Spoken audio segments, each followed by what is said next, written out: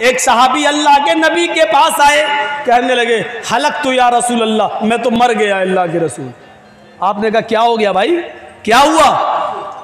गौर से सुनना, बड़ी अच्छी बात बता रहा हूँ। देखिए इस्लाम कैसा रास्ता निकालता है। अल्लाह के रसूल मैं तो बर्बाद हो गया। कहा क्या हुआ? कहा अल्लाह के नबी रोज़े की हालत में अपनी बीवी से हम बिस्तरी कर ली, रोज़े से था और बीवी से मिल लिया। अल्लाह के नबी ने सर पटका, ओह ये क्या किया है, तुम्हें मालूम नहीं था? तो मालूम तो था। फिर कहा मैं सोच रहा था कंट्रोल कर लूँगा, लेकिन वो थोड़ा ज़्यादा मामला आगे बढ़ गया और मैं।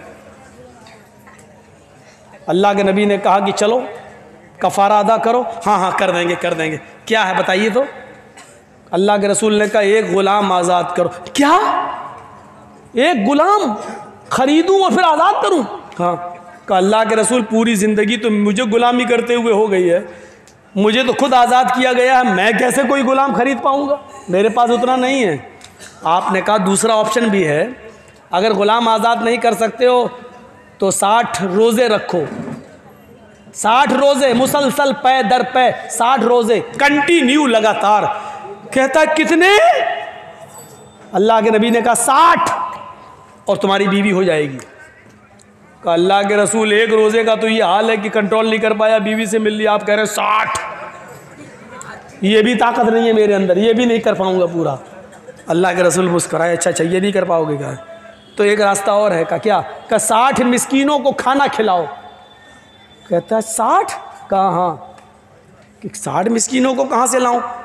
अल्लाह के नबी ने कहा एक बार में 60 मिस्कीनों को बुला के खाना खिला दो, आज बुलाओ 60 को खिला दो, कल अपनी बीवी से मिल लो, तुम्हारी बीवी। या ताकत नहीं है तो एक एक मिस्कीन को रोज़ाना खिलाओ, 60 दिन खिलाओ 60 मिस्कीनों को, तो 60 दिन तुम्हें रुकना पड़ेगा। जब तक 60 मिस्कीन खा नहीं लेंगे तब तक तुम अपनी बीवी से नहीं मिल सकते। अल्लाह के रसूल मेरा हाल तो ये, सुबह उठता हूँ तो भूखा उठता हूँ, शाम को अगर खा के सोता हूँ तो सुबह नहीं मिलता, सुबह खा लूँ तो शाम को भूखा सोता हूँ। अरे मेरे तो घर में खाने को नहीं है, हम 60 मिस्कीनों को कहाँ से खिला पाऊँ? ये भी ताकत नहीं है मेरे अंदर। अल्लाह के नबी ने कहा ये भी ताकत नहीं है, तो 3 ही ऑप्शन थे, अब तो कोई चौथा ऑप्शन है नहीं। तो कहा क्या फिर मेरे लिए कोई रास्ता ही नहीं, जब मेरे लिए तीनों की ताकत नहीं है तो? अल्लाह के रसूल ने कहा अच्छा रुको, तुम्हारे लिए मैं सहाबा से चंदा करवाता हूँ। आपने ऐसे ही लोग बैठे हुए थे, सहाबा से कहा अपने भाई की मदद करो बेचारे की, इसने ऐसा ऐसा कर लिया, इसकी कुछ मदद करो कपड़े से, खजूर से, ये अपने इलाके के गरीबों में बांट देगा, वही इसका कफ़ारा हो जाएगा। सहाबा उठे, कोई 1 खजूर लाया, कोई 2 लाया, कोई 5 लाया, कोई 1 टोकरा भर गया, 5 किलो का 10 किलो का खजूर भर गए। अल्लाह के रसूल ने बोला इधर आओ, तुम्हारे भाइयों ने तुम्हारी मदद की, इधर आओ। वो आया, कर लो। क्या? उठा के दिया, लो क्या करूं? अल्लाह के रसूल ने कहा अपने कबीले में जाओ, अपने गांव में, और ये गरीबों में बांट दो और बीवी बना लो, जाओ तुम्हारी बीवी तुम्हारे लिए हलाल हो जाएगी। तुम्हारे भाइयों ने मदद की है, इस खजूर को अपने इलाके के गरीबों में दे दो। कहने लगा गरीबों में दे दूं? कहा हाँ। कहा अल्लाह के रसूल अल्लाह की कसम मेरे पूरे गांव में मुझसे बड़ा गरीब कोई है ही नहीं, मेरे पूरे कबीले में मुझसे ज़्यादा गरीब कोई नहीं। अल्लाह के रसूल भी हंस दिए और सहाबा भी हंस दिए, बोले अच्छा तू ही खा ले और अपने बच्चों को खिला दे और जा, तेरी बीवी तेरे लिए हलाल हो गई, जा।